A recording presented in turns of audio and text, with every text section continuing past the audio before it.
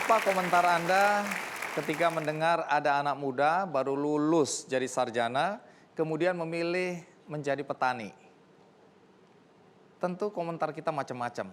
Di zaman seperti sekarang, ada anak muda atau tamat kuliah, kemudian jadi sarjana, tetapi kembali ke desa menjadi petani.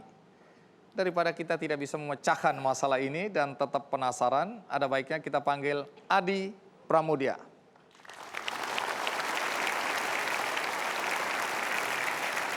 Adi, terima kasih ya.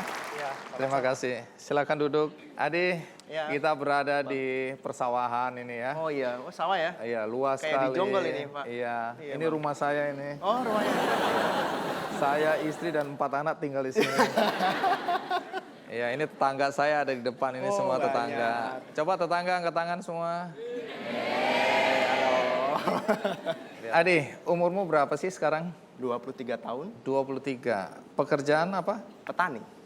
Pekerjaan? Petani. Pekerjaan? Petani. Umur 23, pekerjaan petani. Terakhir pendidikanmu apa? S1, Jurusan apa? Sarjana Teknik Industri, Dari? Universitas Gunadarma. Dan saya dengar sekarang lagi ikut program S2. Betul. Tapi pekerjaan apa tadi? Petani. Aneh ya, Pak? Baik, petani apa ya? Saya petani rempah-rempah Rempah-rempah, di mana itu? di Jonggol. Jonggol. Sudah berapa lama jadi petani? Saya jadi petani kurang lebih hampir 3 tahun, hampir ke 4 tahun. Ya, tentu tetap aja menjadi aneh ada sarjana yang kemudian memilih. Ini bukan terpaksa kan? Tapi Bukan. memang pilihan Pilihan. untuk menjadi petani. Betul. Nah, nanti coba jelaskan karena banyak anak-anak muda, tetangga-tetangga saya di sini juga nggak paham itu ya. Oke. Kenapa sarjana sekarang S2 tapi memilih profesi menjadi petani? Siap. Petani rempah-rempah. Ya. Tapi sebelum kita lanjutkan, Adi, ada baiknya kita lihat dulu liputan berikut.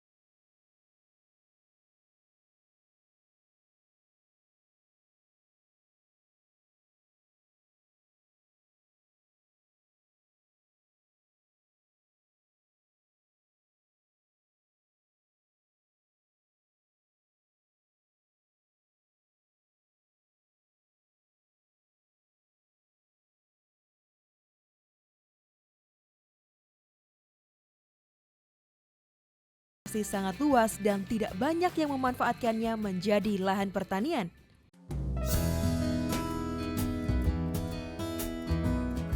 Anak ketiga dari 4 bersaudara pasangan Subroto dan Muipah ini memilih untuk membudidayakan beras dan juga berbagai jenis rempah-rempah seperti lengkuas, kencur, kunyit, dan lain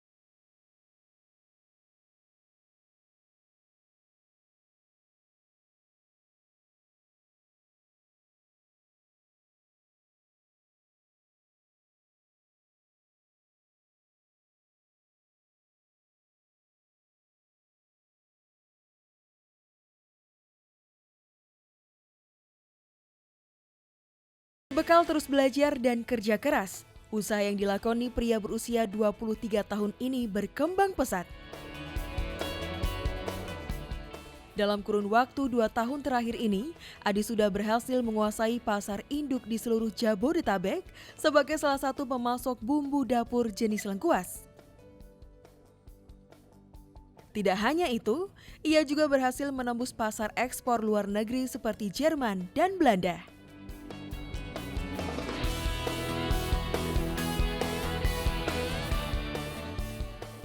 Kedepannya, Adi berencana mengembangkan bisnisnya di sektor agrowisata dengan membuat tempat wisata yang berisi aneka rempah-rempah serta mengekspor rempah-rempahnya ke seluruh dunia.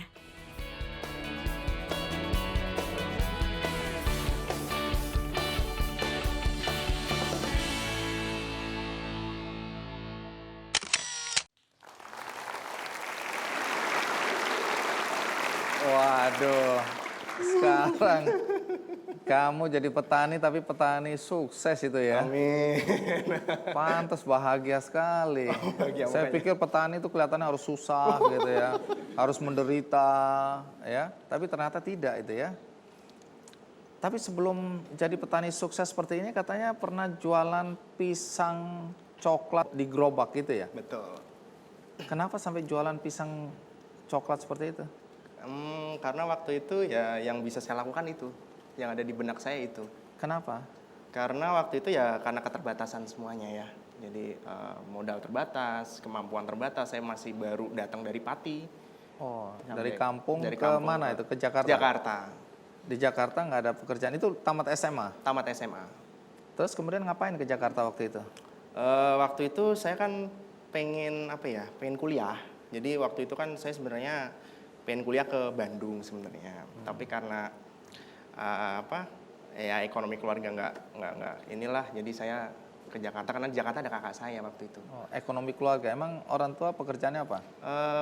Pedagang, Pedagang apa? pedagang sembako.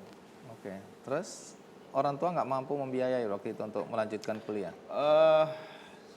Jadi sebenarnya waktu itu kalau tidak ada musibah sih sebenarnya bisa. Musibah?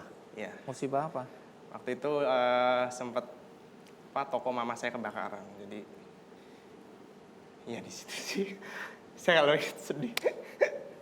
Apa yang terjadi hari itu? Saya susah cerita. Jadi ada kebakaran besar ya? Oke, jadi gara-gara kebakaran orang tua tidak mampu menyekolahkan Adi lebih tinggi dari sekedar SMA. Jadi kamu harus berjuang sendiri hari itu. Iya. Saya harus kuat. Walaupun harus jualan pisang coklat di gerobak. Di gerobak. Sukses atau gagal? Bangkrut. Iya ya. Kenapa bisa bangkrut ya? Jadi waktu itu kan saya sebenarnya udah punya beberapa cabang juga. Jadi waktu itu karena SDM kembali lagi. Oh. Jadi SDM saya nggak tahu kenapa setelah Lebaran pamitnya pulang kampung. Tapi saya tunggu-tunggu kok nggak balik-balik, ya udah. Ini karyawan yang jualan itu Ya. di gerobak nggak balik lagi. Karena waktu itu kan saya juga sambil kuliah. Jadi waktu itu saya bisa megang karena saya belum kuliah. Karena saya udah jalan kuliah, jadinya saya nggak ngatur waktunya agak susah. Jadi saya Cari nggak orang fokus. lain. Iya, Tapi orang itu nggak kembali. nggak kembali. Terus setelah jualan itu katanya gerobaknya nganggur, terpikir untuk jualan jus buah. Ya jus buah. Ah, menarik ini. Sukses. Bangkrut juga. Aduh. Kenapa bangkrut lagi? Waktu itu berhubungan sama Satpol PP sih sebenarnya. Kenapa? Ya. Oh, jadi kena kan- garuk ini. Iya, boleh dikatakan seperti itu. Karena waktu itu saya kan Oh. jualan di pinggir jalan. Digaruk sama Satpol PP. Iya, digaruk sama Satpol PP. Setelah digaruk itu terus jualan apa? Karena digaruk terus modalnya juga udah tipis gitu kan. Jadi saya mulai ya kita nyari modal lagi gitu kan. Waktu itu kan saya modalnya juga minjem kakak saya. Masa saya minjem lagi gitu kan. Jadi Nggak saya enak hati ya? nggak enak. Terus? Jadi saya nyobalah jualan-jualan madu, jualan-jualan deterjen gitu. Ke keliling-keliling sambil ya pagi kuliah, sorenya kayak gitu. Seperti itu. Nggak malu itu kalau teman-temannya tahu. Ya kalau malu nggak makan, Bang. Jadi pada saat itu kuliah sambil mencoba berusaha untuk menutupi biaya kuliah ya. Betul. Tapi dengar-dengar waktu itu sudah ditawarin beasiswa sebenarnya ya. Iya. Tapi ditolak. Kenapa?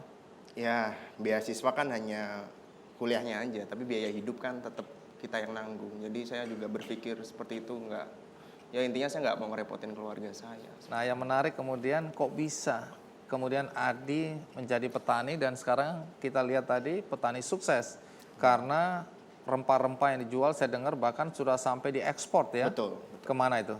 Kemarin 2014 kita ke Jerman dan Belanda. Saya mikirnya asal orang masih makan itu masih membutuhkan petani. Tapi kenyataannya banyak anak-anak muda yang nggak mau jadi petani. Anak-anak petani nggak mau jadi petani. Terus siapa yang mau jadi petani?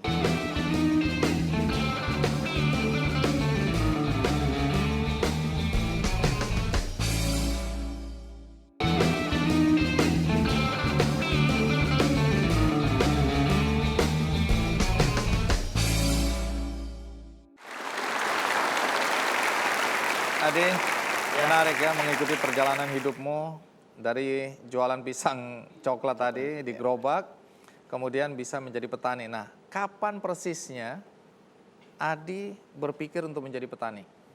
Jadi waktu itu sih kalau boleh dibilang nggak sengaja ya. Oke. Jadi waktu itu saya jalan-jalan sama kakak sih sebenarnya ke daerah Jonggol. Nah saya ngelihat di sana itu banyak lahan kok terbengkalai gitu loh. Oke. Padahal kan kita lihat sendiri tanah di Indonesia ini bahkan di bumi ini kan semakin lama semakin berkurang karena pembangunan. Tapi tanah di sana begitu luas, kenapa nggak dimanfaatkan? Nah di situ mungkin otak saya nyantol di situ untuk mulai mulai bertani gitu. Karena saya mikirnya asal orang masih makan itu masih membutuhkan petani. Tapi kenyataannya banyak anak-anak muda yang nggak mau jadi petani. Anak-anak petani nggak mau jadi petani. Terus siapa yang mau jadi petani? Lalu langkah apa yang kamu lakukan? Saya belajar. Belajar apa? Belajar langsung sama petani ya waktu itu. Jadi saya waktu datang ke sana nyari-nyari informasi, akhirnya ya saya langsung nggak tahu dari situ saya langsung jatuh cinta sama pertanian. Padahal waktu itu saya nggak punya impian jadi petani sebenarnya. Oke. Seperti Gara-gara lihat lahan luas yang tidak dimanfaatkan secara optimal, kemudian terpikirkan untuk bercocok tanam. Bercocok tanam. Jadi apa yang waktu itu ditanam pertama kali? Singkong. Kenapa singkong? Karena nanamnya mudah. Panen pertama sukses atau? Panen pertama boleh dibilang lumayan. Dari singkong berkembang? Dari singkong saya berpikir saya kalau di singkong terus nggak bisa berkembang karena untuk 1 hektar kita nggak bisa menggenjot di omset. Oke. Jadi saya memilih komoditi yang kelihatannya gampang ditanam tapi Apa harganya itu? mahal. Apa? Lengkuas. Lengkuas. Itu. Oh, ini lengkuas Iya. ya. Boleh saya lihat ini? Boleh Saya- silahkan. Itu Saya baru belum pernah lihat lengkuas. itu baru dari dalam tanah dicongkel dibersihin. Jadinya di situ. Oh, sebesar ini. Iya. Jadi kita nanam 1 aja tapi jadinya segitu. Satu jadinya segini. Iya. Kalau gitu kita tanam di studio nih ya. Besok kita tumbuh banyak sekali tuh. Kita panen besok. Ini lengkuas. Apa menariknya lengkuas ini? Lengkuas boleh dibilang kalau dilihat secara gini nggak kayak sampah ya kalau Iya. kita boleh bilang. Tapi sebenarnya kalau kita lihat kegunaannya itu banyak. Apa aja itu? Contohnya aja gini, dari seluruh penduduk Jakarta yang misalkan 1 hari itu bikin sayur asem kan banyak. Sayur asam, oke. Nah itu bumbunya salah satunya ini. Salah satu lengkuas. Jadi ini penting ini ya buat. Sangat penting kalau sayur asem gak ada lengkuas ya enak. Oke. Tapi sayur asem harusnya kalau nggak ada asem baru itu bukan namanya sayur asem. Iya. Kan pelengkap. Oke, ini pelengkap. Iya. Terus kemudian berkembang apa lagi yang sekarang Kita ditanam? kencur, Kencur, kemudian lengkuas, jahe, jahe. kunyit. Itu dipasarkan kemana itu? Kita pasar induk se-Jabodetabek kita udah masukin. Walaupun saya dengar nggak mudah ya, Nggak mudah. karena Anda setiap hari datang ke pasar induk untuk mendapat informasi kebutuhan masyarakat saat ini apa. Dan Anda melihat bahwa ini ada rempah-rempah adalah kebutuhan yang cukup tinggi ya. Iya, karena kita bisa melihat dari sejarah kan juga kita dijajah 350 tahun karena penjajah nyari rempah. Rempah-rempah. Sekarang berapa luas lahan yang digarap? Sampai hari ini kita hampir mengelola itu hampir 40 hektar. 40 hektar. Kemudian petani yang menggarap ini berapa banyak sekarang?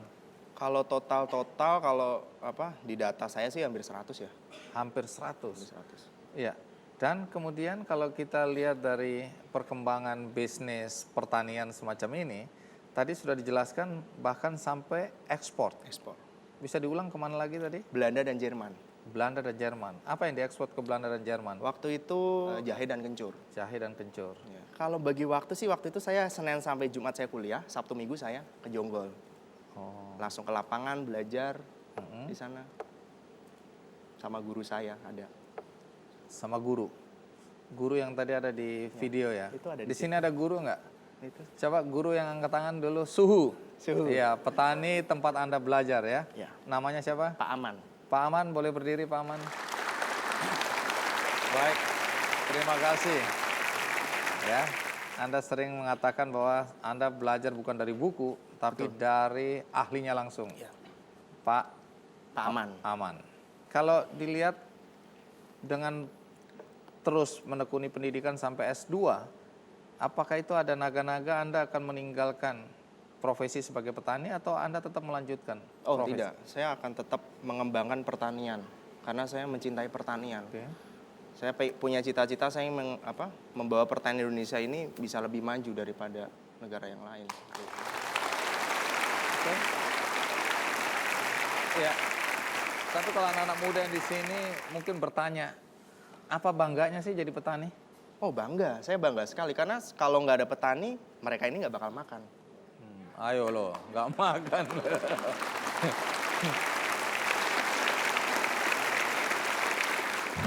Mungkin teman-teman makan nasi itu enak, gampang ya. Tapi untuk menghasilkan satu bulir beras itu membutuhkan waktu hampir 100 hari, bahkan lebih. Itu petani mengeluarkan biaya, mengeluarkan waktu, harus panas-panasan, hujan. Tapi kita dengan gampangnya beli, makan sedetik pun habis gitu loh.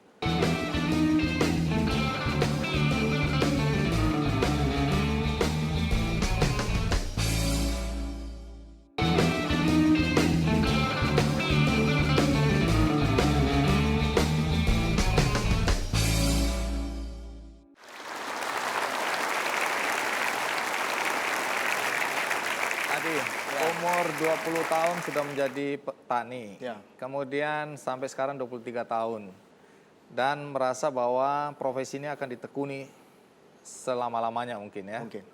Nah, tapi Adi, mungkin banyak orang juga merasa apa sih pengalaman hidup yang didapat sebagai petani?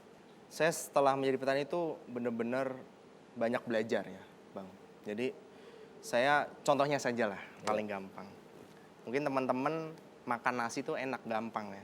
Tapi untuk menghasilkan satu bulir nasi, satu bulir beras itu membutuhkan waktu hampir 100 hari, bahkan lebih. Itu petani mengeluarkan biaya, mengeluarkan waktu, harus panas-panasan, hujan. Pokoknya nggak enak lah. Tapi kita dengan gampangnya beli, makan sedetik pun habis gitu loh. Dari situ saya banyak belajar tentang kehidupan dari situ. Proses.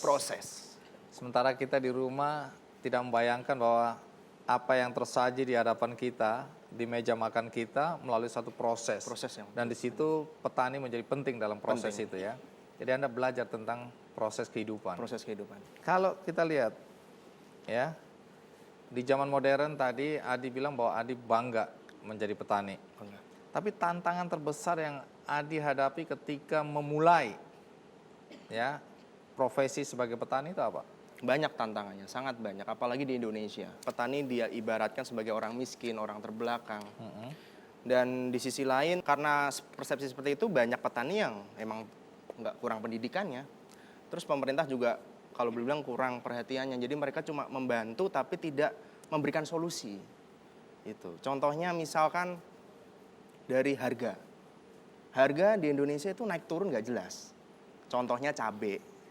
Cabai bisa harga 100.000, padahal di petani mereka ngambilnya nggak sampai segitu.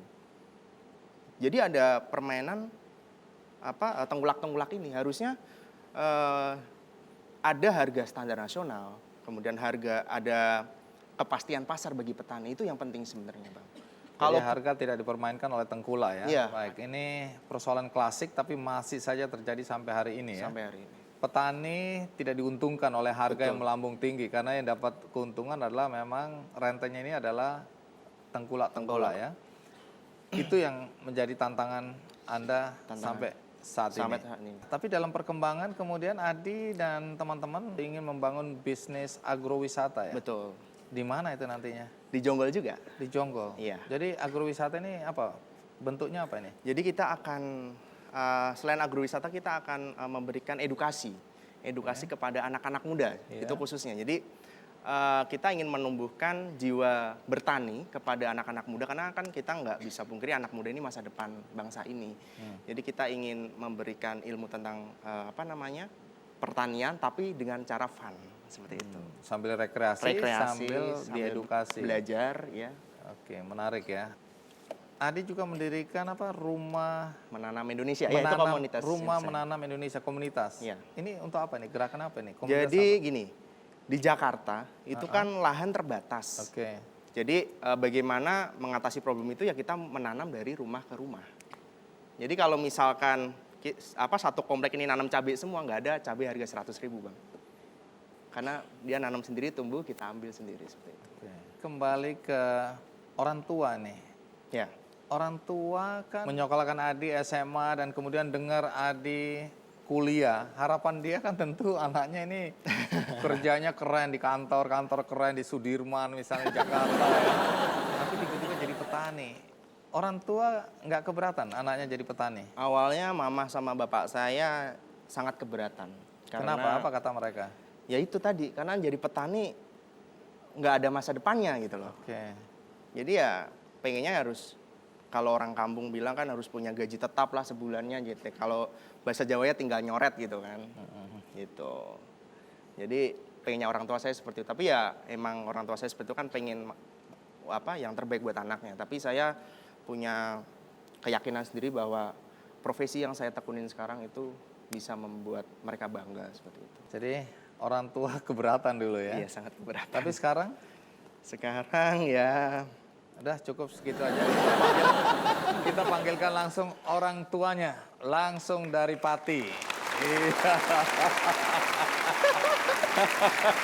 kok nggak bilang sih? Bu, apa kabar Bu? Iya, matur nuwun nggih. Iya, terima kasih sudah mau datang. Iya. Iya. Silakan duduk, Bu. Ibu bapak yang waktu itu tokonya kebakaran. Terus apa yang terjadi? Habis semua. Habis semua. Padahal katanya waktu itu baru kulakan ya. Iya. Ya baru kulaan ya. Jadi modalnya 350. 350 juta. 350 juta amblas begitu aja. Waktu itu masih kuliahnya kakaknya ini. Di STT. Oke. Jadi Iya. besoknya itu wisuda, malamnya kebakaran. Waduh, terus habis itu Habis semua. kalau dulu ibu katanya keberatan Adi jadi petani. Dalam bayangannya petani itu seperti apa sih? Ya petani itu kan berat gitu Pak, panas, terus ya mungkin ya rekoso gampangannya Jawanya. Sengsara lah. Nah, Iya. terus ketika Adi minta izin, apa yang ibu atau bapak katakan ke Adi waktu itu minta izin jadi petani? Dia merintis di Jakarta, jualan gorengan, jualan jus. Nah itu gimana perasaan orang tua itu? Ya, Ya, sadis nelongso. sekali. Ya sudah habis Kasihan. semua, habis-habisan semua itu pas nguliah no ini. Udah habis toko habis, terus modal habis, habis-habisan semua itu. Ya puji Tuhan, Tuhan memberi berkat lagi, memberi rezeki lagi, merintis. Bisa bangkit lagi. Iya, cuma berapa uang 250.000 buat bekerja lagi saya di pasar. Bisa.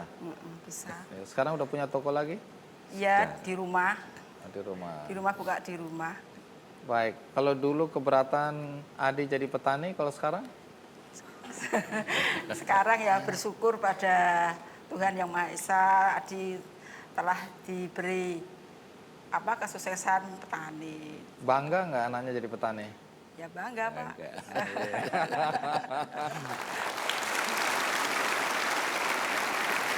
Baik, terima kasih ya Bu Hipa dan Pak Subroto. Betul. Terima kasih udah datang dari Pati ya. Ya dari Pati. Baik, Adi, Ya. ke depan apa mimpi yang ingin Adi wujudkan? Impian.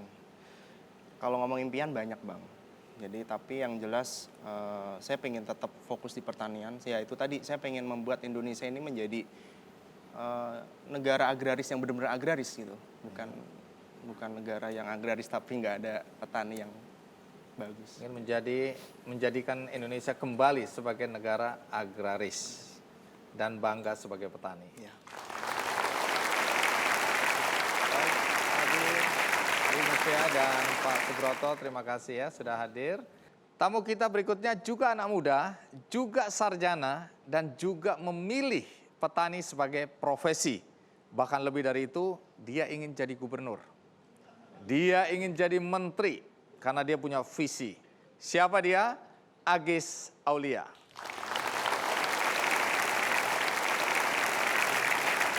Agis, terima kasih. Agis datang dari mana ini? Dari Serang, Serang, Banten. Serang Banten. Pekerjaan Pekerjaan petani dan peternak petani dan peternak. Di manakah itu? di Desa Sambilawang, Waringin Kurung, Serang, Banten. Agis juga sarjana, betul?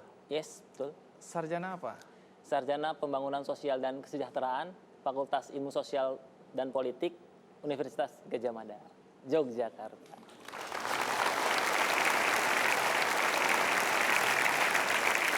Jadi sarjana ini artinya lulus ya? Iya, jelas banget.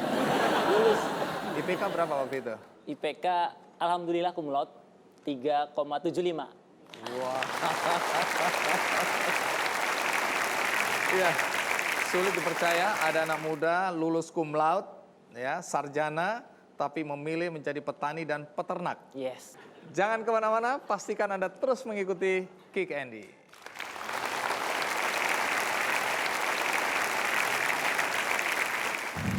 Agis bukan cuma menjadi petani, tapi dia ingin menjadi gubernur. Kemudian bukan cuma itu, mau jadi menteri, Ya, Menteri Koperasi menteri koperasi. dan Baik. Desa. Dan Dan Desa Terpadu.